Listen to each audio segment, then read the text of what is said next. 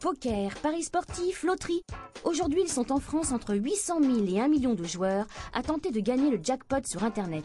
Manuel, joueur de poker professionnel, passe la plupart de ses nuits devant son écran. Et forcément, il est très vite devenu un as des jeux d'argent en ligne.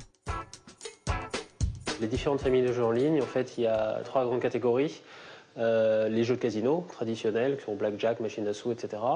Les sites de paris sportifs et le poker en ligne. Fondamentalement, il y a une différence entre le poker et les deux autres, puisque aux jeux de casino et aussi aux paris sportifs, tout est prévu mathématiquement pour que la maison gagne sur le long terme, tandis qu'au poker, on joue contre d'autres joueurs.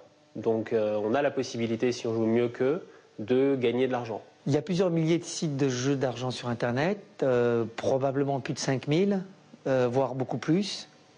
Et parmi ces milliers de sites, il y en a quelques centaines qui sont des sites de confiance. Souvent, pas toujours, mais souvent des sites européens. Quand vous découvrez un site sur Internet de jeux d'argent, première chose à faire, c'est d'aller voir si ce site dit qui il est. Donc l'interface se lance, c'est un site sécurisé, donc j'ai créé un compte dessus et il faut que je rentre mon mot de passe. Voilà, donc j'ai choisi une table. Je vais m'asseoir ici avec 400 $. Et maintenant c'est parti.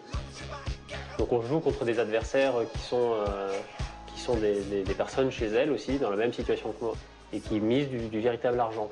Du fait que l'argent soit virtuellement représenté sur l'écran d'ordinateur et plus de la manière dont on a l'habitude, c'est-à-dire avec des billets, on va avoir plus tendance à le dilapider ou à le risquer sans avoir l'impression qu'on risque de l'argent concret.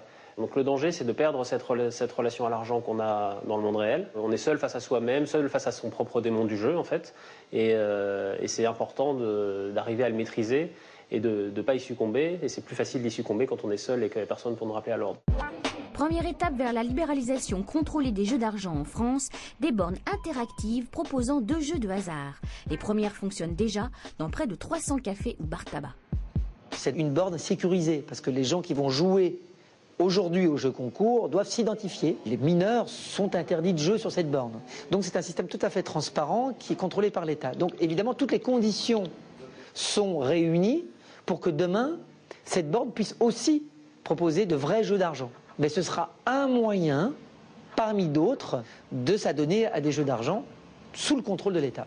Il va y avoir une ouverture du marché, c'est dans l'air du temps, c'est voulu par la Commission, c'est compris par l'État français aujourd'hui, mais c'est une ouverture qui sera contrôlée, qui sera maîtrisée, qui tiendra compte de certaines exigences, notamment en matière d'addiction.